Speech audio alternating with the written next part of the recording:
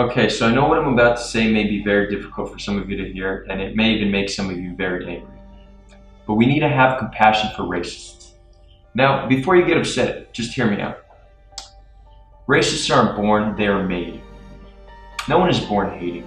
It is their upbringing, environment, and life choices that bring them to a place of hate. And to go from being an innocent child filled with love to an adult filled with hate and intolerance is a truly sad outcome for a human being with such amazing potential. Living a life of hate is the worst kind of life to live. And when we respond to hate with hate, all we do is lower ourselves to their level instead of trying to elevate them to ours. And when we hate, that hate harms us before it harms anyone else around us. Living a life of hate is the worst kind of life to live.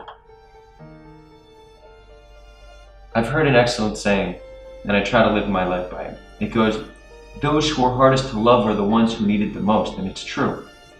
And I know you may think this idea is crazy, but it actually works. There's a man, an African-American man by the name of Daryl Davis. He has spent the past few decades befriending members of the KKK. And when he befriends them, he doesn't try to get them to change their ways, he simply becomes their friend. And in the few decades he's done this, he's gotten a few hundred people to leave the Klan, just through friendship. You see, when people feel attacked and isolated, they very rarely change for the better, and most likely change for the worse, and their views become more extreme.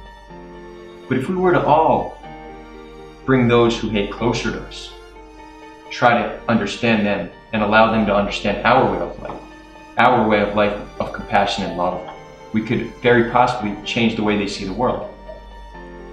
Now, don't get me wrong. Compassion can't solve all our problems. The Nazis would not have been defeated by compassion. But it's very possible that in a more compassionate world, Nazis would not have even risen to power. So compassion will not defeat all our enemies.